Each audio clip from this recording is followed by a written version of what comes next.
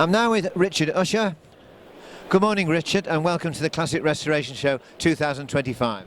Hi Graham, how are you doing? I'm doing fine. Can we have a little talk first of all about the Great British Car Journey Museum? Yeah, well, I set up the Great British Car Journey nearly 4 years ago now, and the idea was to do a museum in a slightly different way. So it's very much a timeline of British cars right from the Austin 7 through to the end of the British car industry, which was really early 2000s. And it very much features popular cars. So Austin 7s, we've got lots of Austin 7s, we've got lots of lovely Minis, Morris Minors, but we've also got Allegros, Marinas, and all that sort of stuff.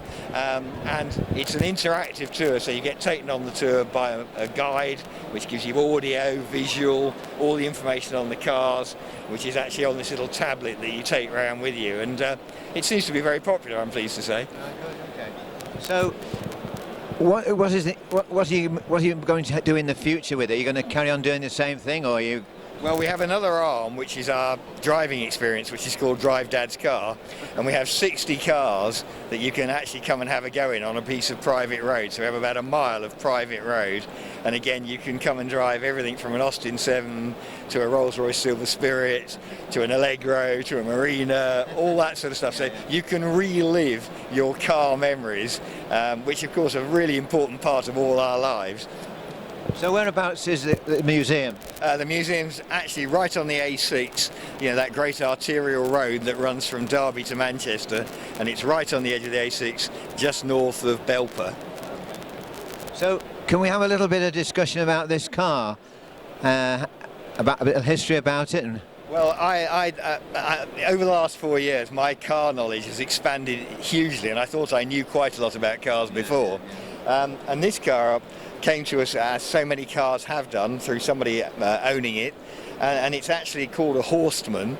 Horseman built cars in Bath between 1914 and 1927.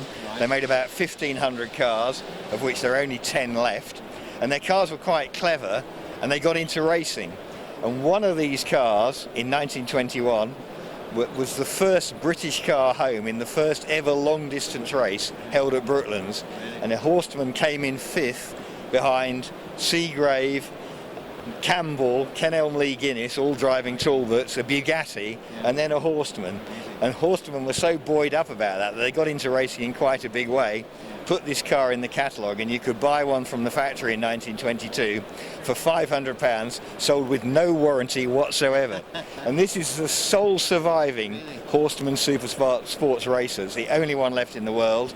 Came to us in non-running condition, we've got it going, and there's a huge article on it in a classic magazine, which I probably ought not to mention at this show, but if you look in their recent edition, there's a 7-page article on the Horseman, and there's a picture of it here being driven on the banking at the Toyota test track to recreate Brooklands just down the road from us in Derby. Yeah. So, but this car, it wasn't on its own. How did he come to get this car? Because it was in a group of cars, wasn't it? Yeah, I mean, this is a charitable trust that was set up by somebody who's died some time ago now, and he had no relatives, so he put his car collection into a trust, and the trustees have been lending us cars ever since we opened. And I found this car sort of in the corner of the barn, looked at it, thought I have no idea what that is, and it turns out it's a unique, only one in the world racing car that raced at Brooklands. Amazing.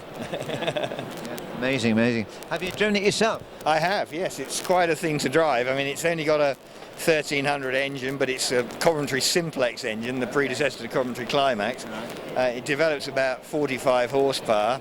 It's only a 1300. The car weighs 600 kilos, so it will. The one that finished the race did 200 miles at an average of over 80 miles an hour. So I've driven this at about 50, and believe me, there's no brakes. It's fairly frightening. It's got a 3-speed box. You sort of, you know, when you get into third, you just leave it there. And yeah, the pedals are all the wrong way around. Yeah, it's quite. So how does it handle? It handles quite well. It's got a very odd steering mechanism, almost like a crown wheel and pinion. So the steering actually works really well because it's very direct. It doesn't have a steering box. There's no, my Austin 7 wanders all over the road at will, but this actually does steer, and so yeah, that's the one. Well, the performance is fantastic, the steering's good, gearbox is a bit of a mixed blessing, and as you can see down here, the brakes are only on the rear and they're cable operated, so they really only rear brakes. Yeah, only rear brakes. They're for in extremis moments. Brilliant. Must be fun to drive. Oh, it's yeah. I feel very privileged to have driven it, to be fair. Oh, well, thank you for the interview, Richard. It's nice to meet you again, and See you, Greg. yeah, I hope the museum goes from strength to strength. Thank you. Thanks very much, Richard.